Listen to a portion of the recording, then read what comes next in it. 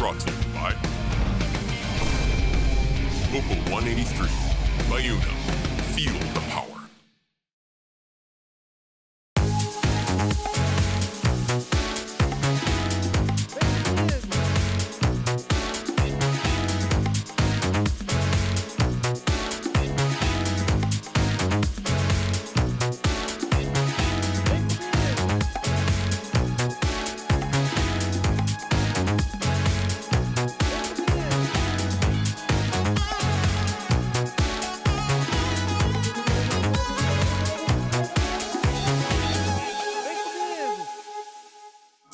Bem-vindos a mais um programa aqui na TV que fala a sua língua. Eu sou Juliano De Luca e essa é a nossa TV Canadá, a TV feita pra você. E o programa Vem Comigo está recheado de novidade. E vamos começar agradecendo primeiramente a Deus, aquele que tudo pode e nos fortalece para poder trazer um programa que nós fazemos com muito amor e carinho todas as semanas para todos aqueles que nos acompanham.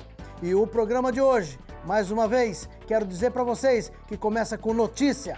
Manifestação da LiUNA, onde membros e líderes estiveram em frente com o Spark para contestar o porquê da injustiça em tirar uma jurisdição da LiUNA e dar para os carpinteiros. Confira com a gente a matéria.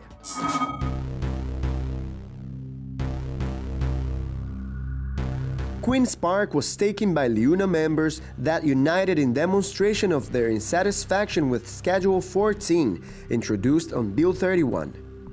The schedule takes jurisdiction from LiUNA and hands it over to the Carpenters Union. The leaders and members of LiUNA demanded action and asked for fairness. We want fairness! We want fairness! We want fairness! We want fairness!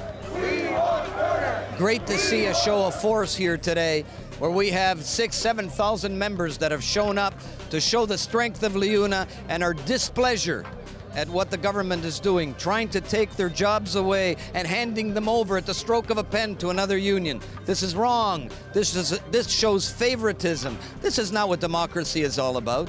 This is not fairness. And so our members were here today to say, do something that's fair to the people inside this legislature, because really at the end of the day, the power exists out here, not inside the halls of the legislature. We met with the Premier last Thursday. We gave her an opportunity and an option to do the right thing, to stop playing favoritism, to present something, an amendment to the bill that was presented, to the schedule that was presented, to do something that's fair for everybody, to do something that's fair for LiUNA, and to do something that's fair for the carpenters. She ignored it because the government is convinced on playing favoritism. The government is convinced on doing the wrong thing. And look how unintelligent they are to do something like this 2 months before an election. Shows you that they're not thinking. And we met with the Premier. Jack Oliveira, our lawyer, Sean McFarlane, and myself met with her on Thursday, and we presented her with a fair offer, one that was even too fair. We said, give the carpenters the same jurisdiction as us. We can handle it. We can handle it if they're the same as us. A fair playing field. She refused it. She wants to give them our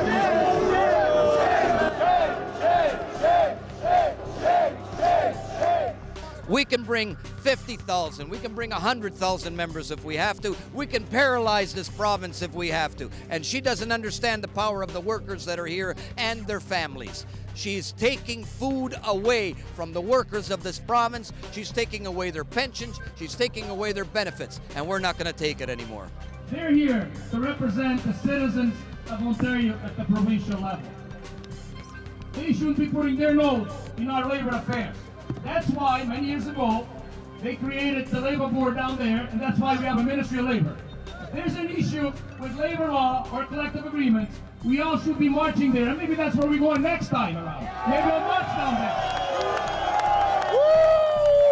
Eu acho que a gente vai dar continuação a esta luta, porque mais tarde ou mais cedo eles têm que compreender que a gente está aqui, a classe trabalhadora, a gente não vai ir a nenhum lado, a gente vai continuar aqui, mas também queremos melhorar as nossas qualidades, não só no trabalho, como o dia a dia. Eu acho que a Kathleen Wynne, que podia revisitar a situação, ainda tem tempo, e puxar este bill para fora, o Bill 31, Schedule 14. Eu acho que era muito importante se ela fizesse isso. Sono tanto contento di essere qui oggi, di sopportare questo, tutta la Iuna, per questo che i liberali stanno cercando di fare a noi. È una cosa vergognosa che noi abbiamo una giurisdizione e la levano a noi per darla ai carpentieri. È una cosa vergognosa. Quella è la cosa che io domando e dico a questo partito: smarten up, once for all. This is an incredible showing of the power that La Iuna has when its members come together to fight a historic adjustment that's been moved through this legislature. We've seen something happen in this budget bill that we have never seen. It's unprecedented in legislation. You'll never see this in history, where the government of the day and the minister arbitrarily removes the jurisdiction of one union that's had it for a generation. That jurisdiction has been arbitrarily removed and handed to another competing union. That is an affront to the process. It's an affront to labor laws that we fought for, and I suspect it's even unconstitutional. At the end of the day, this was a perfect example, a rally, peaceful rally where people spoke what they believed. And what they believe basically is that their rights are being abused and taken away by Queen's Park. There is a process. The Labor Relations Act is very clear that when there's problems, the problems are dealt under that legislation. To sneak in a schedule into a budget to take away the rights of one group in favor of another group is totally, totally inappropriate.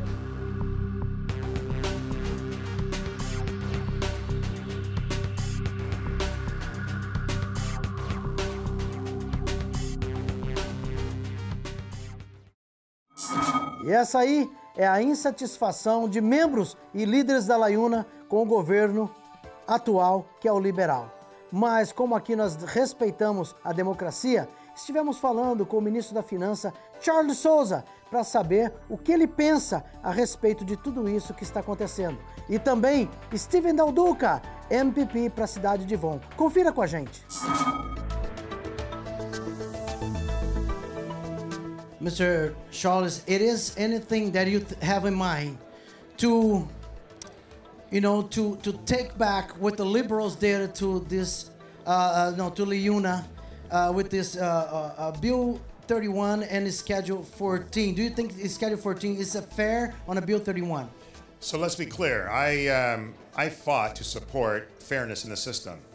And it was brought to my attention that they were putting forward a schedule that would actually remove the rights of La Iuna, to remove the exemption that they've had over many years. In a compromise, they said, well, let's then, instead of doing that, provide the same exemption to another union and other unions in the system to provide that equal playing field. I want to make certain that it is equal for all concerned. The point being, no union should be given anything carte blanche. No one should be automatic. They should organize and compete. La Iuna has proven themselves to be strong competitors, strong supporters of their members, and they provide tremendous support for our economy. Ontario government, the Liberal government, has been the one providing the infrastructure spending to the tune of $230 billion now over 14 years to support construction, to support roads and bridges, and to support hospitals and schools, and residential that are so important to our economy. And the partnership with La Iuna is critical to that, and I congratulate them for all the work they do. I'm going to continue to fight for their members and to provide fairness for all in the communities. Before the Liberal took this action, don't you think would be fair to call all the leaders together and talk? Because this is, it's almost 50 years. La Iuna has the restriction over there. And then nobody, talked to Mr. Joseph Montanelli, Jack Oliveira, to the leaders. Do you think this is fair? Well, they don't have a restriction, they have an exemption. So they have more, they're afforded greater opportunity. But I am not going to now talk to you about the discussions that have been had over some weeks and months. So I am going to reserve my comments in respect to that out of respect. I respect Mr. Mancinelli, I respect Jack Oliveira greatly. I consider them my friends. But at the same time, I'm not now going to divulge and express things that are going to create greater misunderstandings. I want to help. I want them to do well. I want La Iuna and the membership to do well, and I want fairness right across the system. I have no desire to be in the middle of union wars and the government should be respectful to that, and I'll encourage that these things be established and settled at the board level, not at the government level. Thank you so much. Stay tuned. Our TV Canada will be back soon.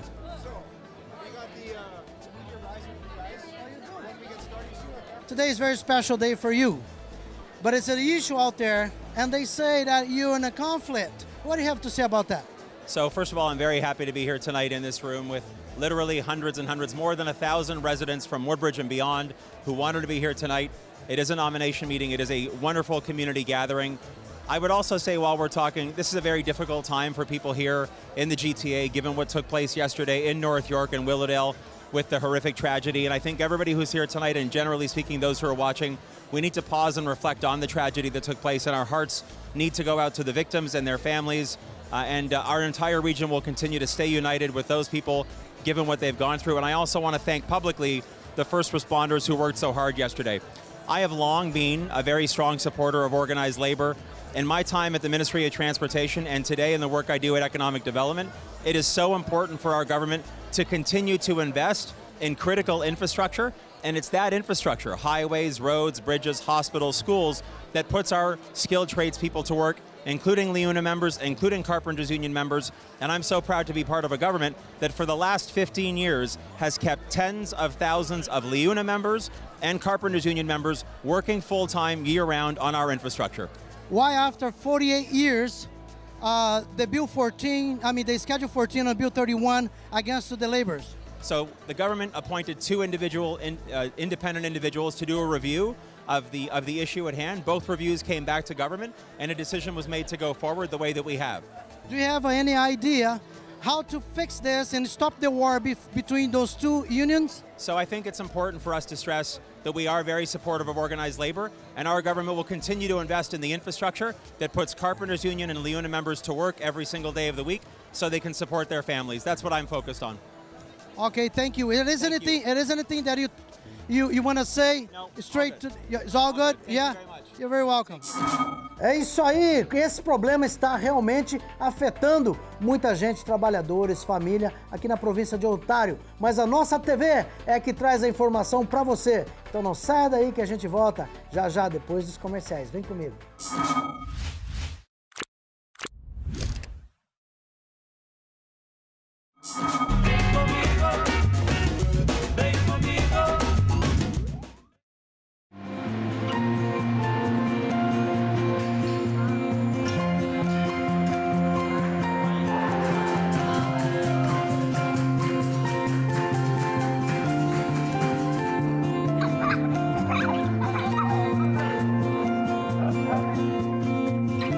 This is our family. This is our life. And we are LiUNA.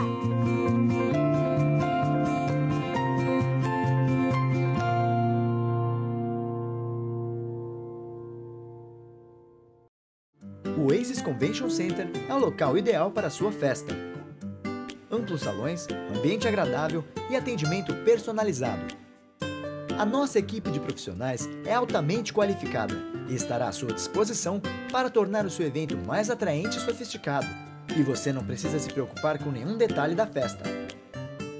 Venha nos conhecer e torne a festa dos seus sonhos realidade.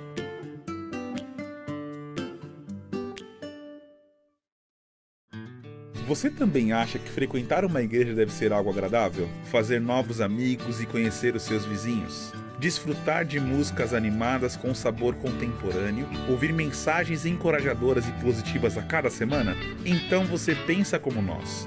Somos uma igreja de língua portuguesa que há 17 anos está presente em centenas de famílias em Toronto. Faça-nos uma visita e veja a diferença. Igreja Assembleia de Deus. Ministério Cristo para as Nações. A nossa TV Canadá agora está na City TV para mais de 13 milhões de espectadores, quebrando barreiras e distribuindo conteúdo de qualidade cross Canada. O melhor da nossa programação direto para Winnipeg, Edmonton, Calgary, Vancouver e Bermudas. É a nossa TV Canadá, conquistando novos horizontes. Nossa TV Canadá, a televisão que fala a sua língua.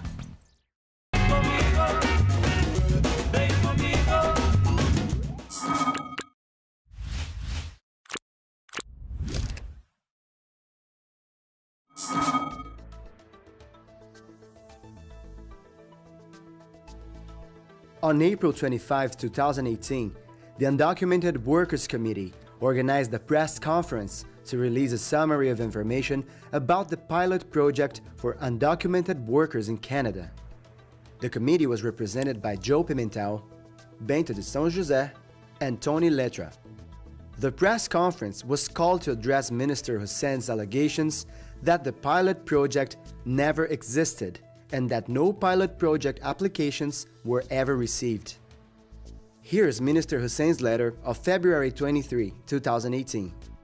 Minister Hussein said two important things. First, the pilot project never existed. Second, no pilot project applications were ever received. Here's what he said. We have not received any applications related to this matter, as there is no active pilot project, nor has there ever been one. Now let's look at the facts in 3 steps. Step number 1.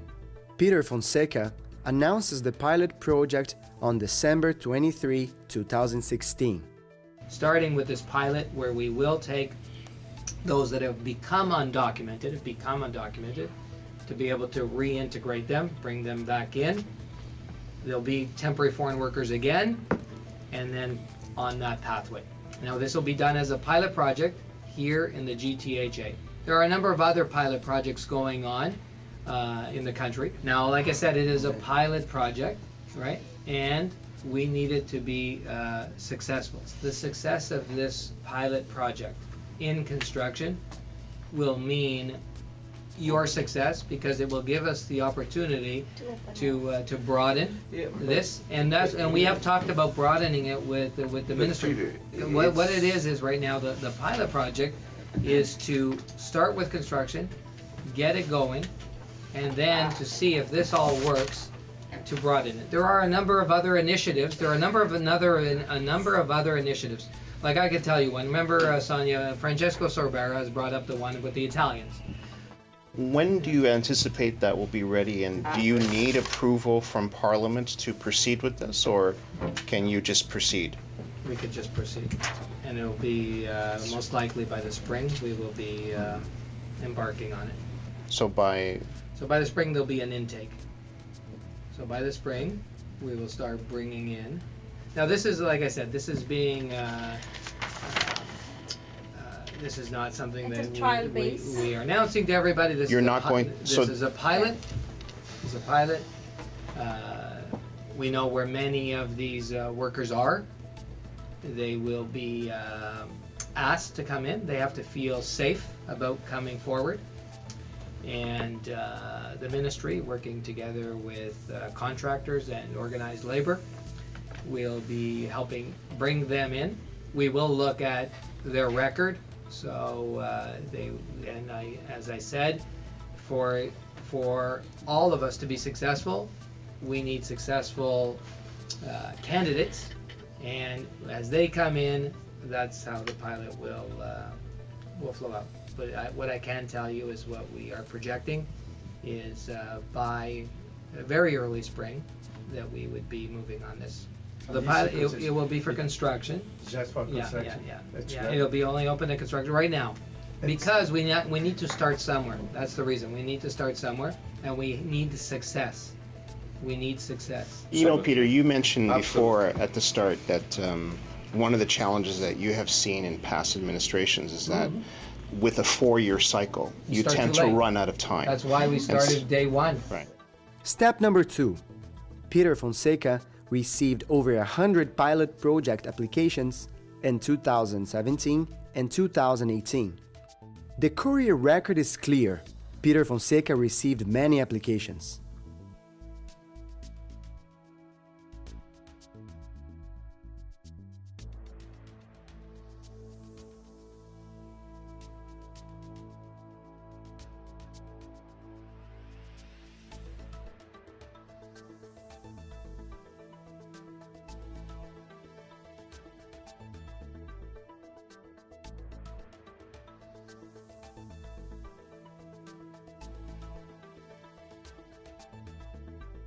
In addition, Fonseca received applications delivered in person to his office by applicants. He personally acknowledged receipt. Here's what Peter said. I received a number of packages today with some workers' files. Are these the packages you were sending for the pilot? Manual replies. Those are the packages and more to come. Please do your best and thank you so much for your hard work. Step number 3. Brampton Town Hall meeting on September 16, 2017.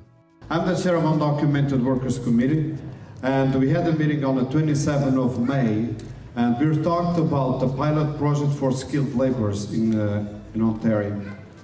That pilot project, and we have some people, some of the MPs that have been working very hard on it, and very, very hard. Peter Fonseca, Sonia Sidun, some other MPs, and there has been a stop put on the pilot project.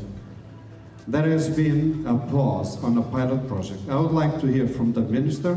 First of all, for undocumented workers, this was a process that was begun by the previous minister, the Honorable John McCallum, and when I became the minister, I did not stop that process.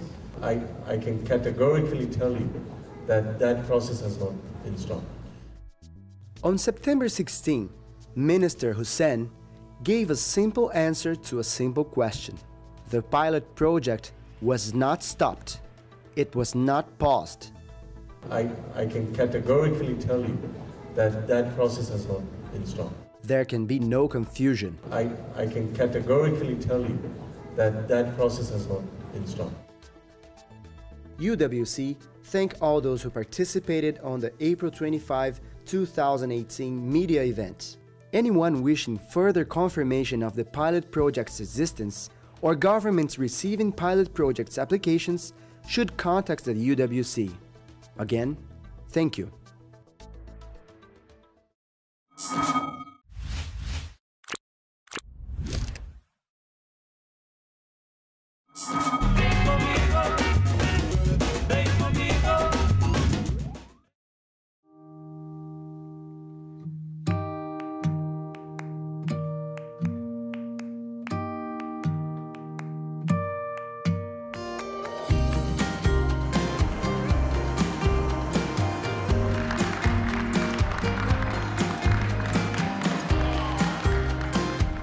I've worked in construction for 40 years.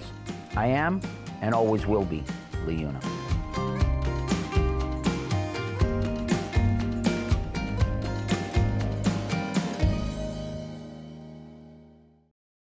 O Oasis Convention Center é o local ideal para a sua festa. Amplos salões, ambiente agradável e atendimento personalizado. A nossa equipe de profissionais é altamente qualificada e estará à sua disposição para tornar o seu evento mais atraente e sofisticado. E você não precisa se preocupar com nenhum detalhe da festa. Venha nos conhecer e torne a festa dos seus sonhos realidade.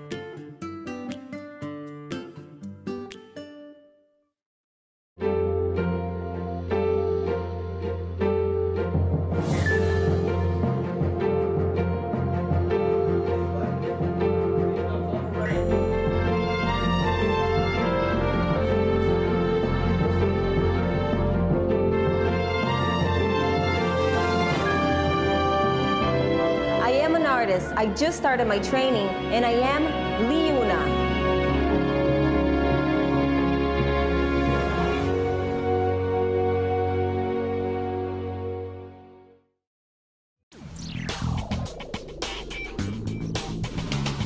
A nossa TV Canadá agora está na City TV, para mais de 13 milhões de espectadores, quebrando barreiras e distribuindo conteúdo de qualidade cross-Canada.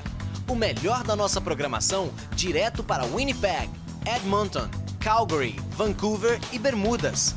É a nossa TV Canadá, conquistando novos horizontes. Nossa TV Canadá, a televisão que fala a sua língua.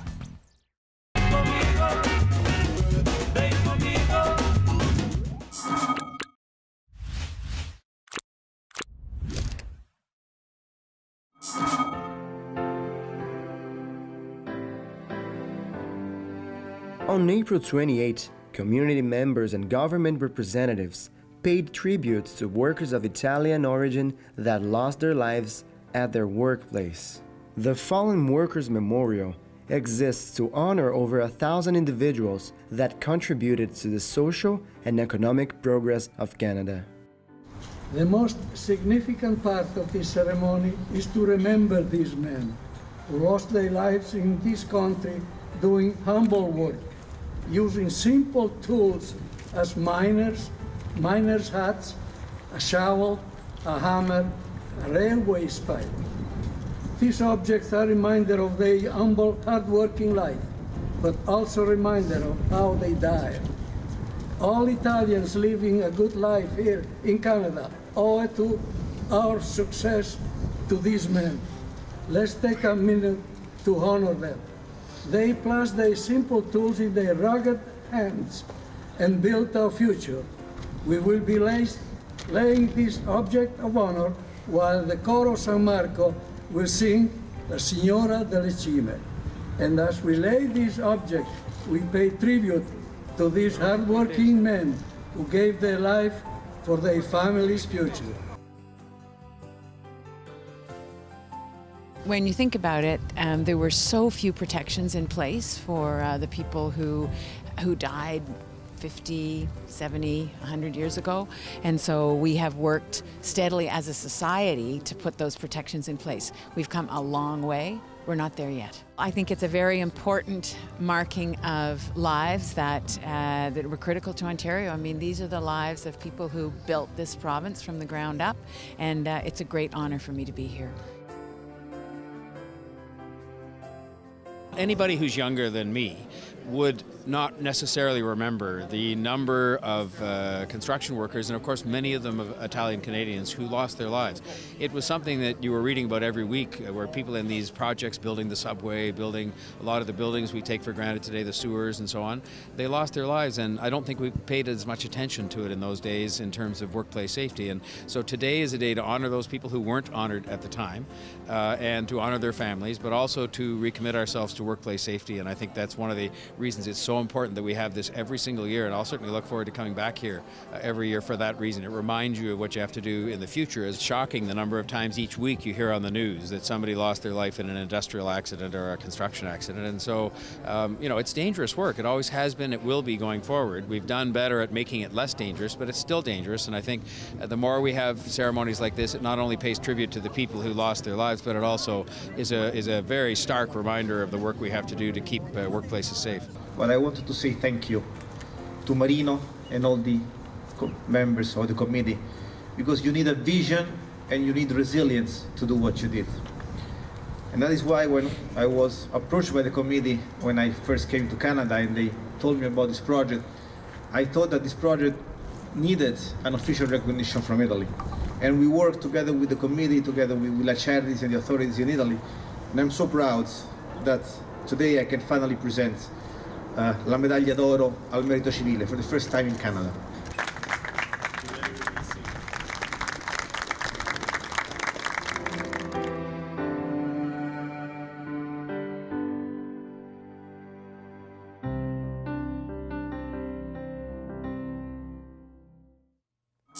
E chegamos ao final de mais um programa aqui na TV que fala a sua língua. Continue seguindo a gente aí no Facebook, no Instagram, no YouTube e com certeza na nossa TV Canadá. Toda honra, toda glória, todo louvor seja dado ao nosso Senhor Jesus por cada dia que nós fazemos um programa com tanta dedicação e amor para você. E vem comigo.